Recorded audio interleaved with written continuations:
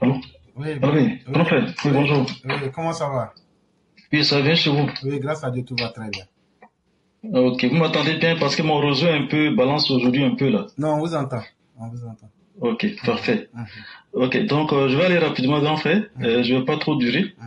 mhm. Donc je commence par vous saluer ainsi qu'à tous ceux qui nous écoutent. Merci pour tout ce que vous apportez pour le pays, ainsi qu'à à tous vos collaborateurs. Moi, je vais parler de trois points très rapidement. Le premier point, c'est concernant le message que Gbagbo a lancé à ses militants. C'est-à-dire que Gbagbo, il dit que lui, il veut être candidat et que c'est à ses partisans de se battre pour qu'il ait gain de cause. Bon, moi, j'aimerais m'adresser aux partisans de Gbagbo, contre ce qu'on appelle les Gor. Chers Gor, vous savez, je ne suis pas là ce matin pour vous insulter, hein. Je ne suis pas là ce matin pour vous parler mal. Hein. Mais ce que je vais vous demander là, Gbagbo vous a dit de vous battre. Mais vous voulez vous battre comment? Sortir pour vous faire tuer? Gbagbo là, il est assis tranquillement sur lui à la maison, en train de bouffer ses milliards. Et puis vous, il vous dit de sortir pour aller se battre pour lui. Mais attends, vous voulez vous battre Gbagbo pour quelle raison? Est-ce que Gbagbo là, c'est quelqu'un qui mérite? Est-ce que c'est quelqu'un pour qui on doit se battre pour qu'on puisse l'aider? Qu'est-ce que Gbagbo a donné comme bénéfice à la Côte d'Ivoire? Qu'est-ce que Gbagbo incarne comme honneur? Gbagbo a gouverné ici, on a vu son bilan.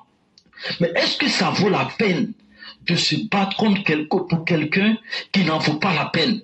Quand vous regardez Gbagbo Kinsa, on doit se battre pourquoi pour lui? Pourquoi? Qu'est-ce qu'il peut nous apporter? Gbagbo, il peut faire quoi pour nous? C'est la question qu'il faut se poser. Est-ce que c'est quelqu'un qui mérite qu'on doit respecter? Est-ce que c'est quelqu'un qui mérite pour qui on doit se battre? C'est cette question que vous devez vous poser. Est-ce que ça vaut la peine? Si vous sortez pour vous faire tuer là, si vous sortez pour perdre votre temps là, ça c'est votre problème. Hein. Babou il est là, il est assis là-bas, en train de manger ses milliards, il est assis là-bas. Il dit vous de sortir pour vous battre pour lui. Lui il fait rien, il est assis là-bas. Donc si vous sortez pour faire de n'importe quoi, les conséquences c'est vous qui allez assumer. Babou il est tranquille là-bas et sa femme, hein, il est tranquille. Donc s'il vous plaît, soyez intelligents, soyez lucides, redescendez sur terre pour prendre de bonnes décisions pour ne pas perdre votre temps.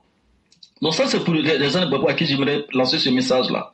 Deuxième point, grand frère, j'aimerais mettre en garde les cadres du RHDP.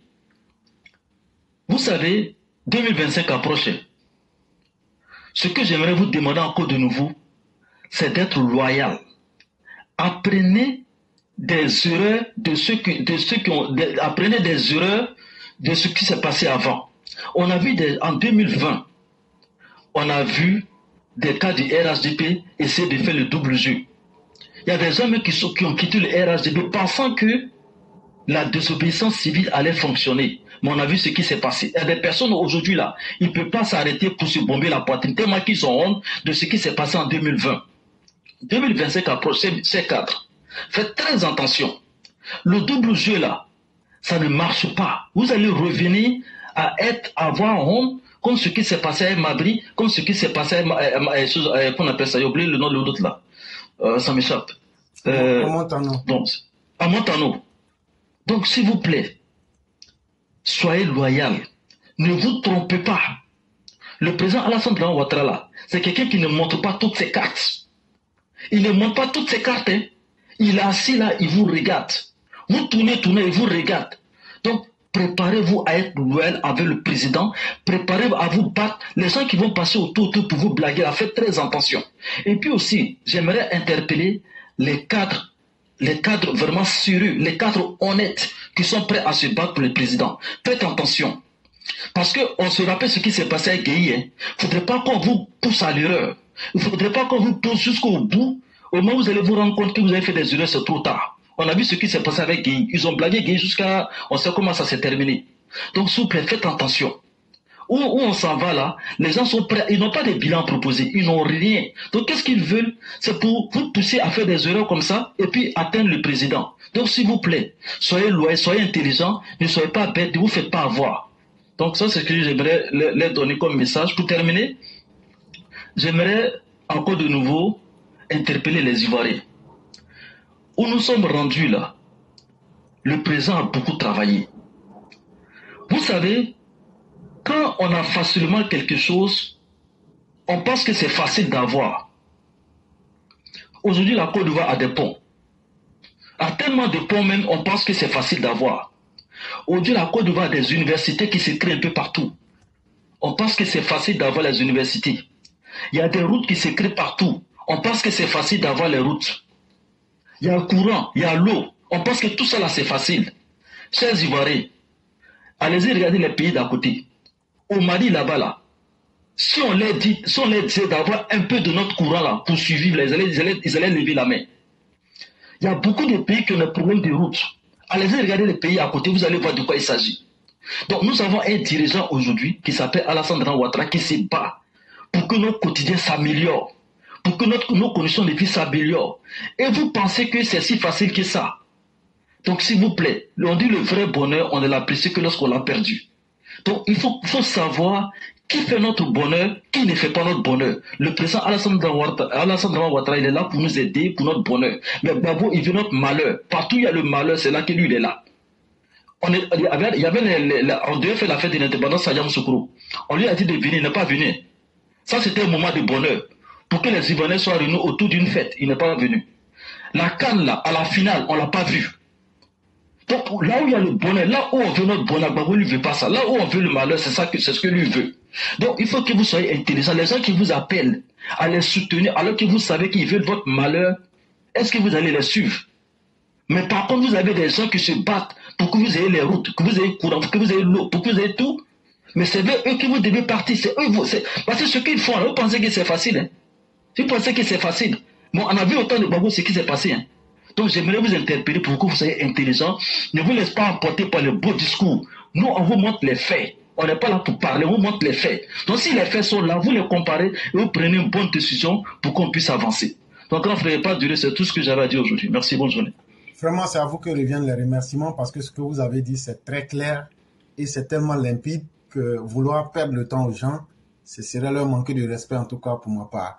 Et ce que je peux ajouter, on se souvient, il y a un politicien qui a dit, c'était à Finguessan, il dit, est-ce que vous m'avez vu aller tirer quelqu'un pour le faire sortir de sa maison pour venir le mettre dans la rue pour marcher? Tout le monde se souvient de ça. Et là, il dit, non, on a parlé, mais on n'a pas dit à quelqu'un de sortir. Mais toi qui es sorti là, c'est que tu vas gagner dedans là.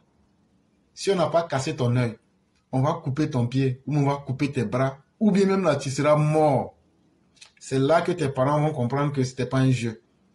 Et donc, je le dis et je le répète, à ceux qui pensent que quand un appel est lancé, il faut forcément répondre, sachez que Laurent Gbagbo, là, ses enfants, sa femme, il n'y a aucun parmi eux. Quand il a dit que c'est vous qui devrez lui chercher à mettre son nom là, est-ce que quand ils ont volé les milliards là, ils vous ont une fois donné un?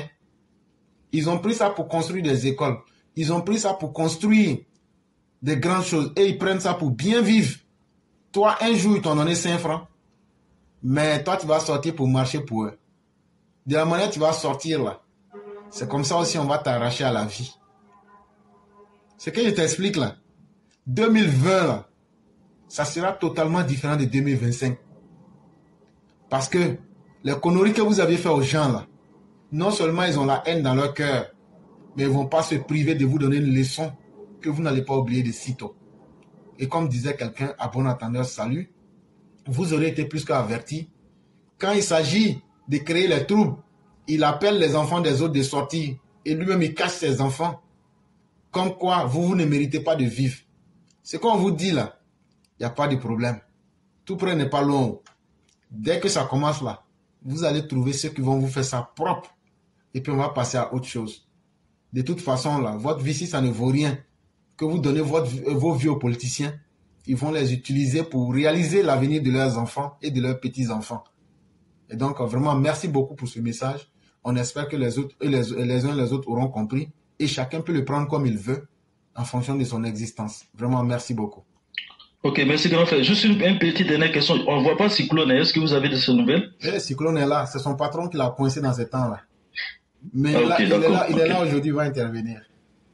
Ok, parfait, excellent. Merci. Merci beaucoup.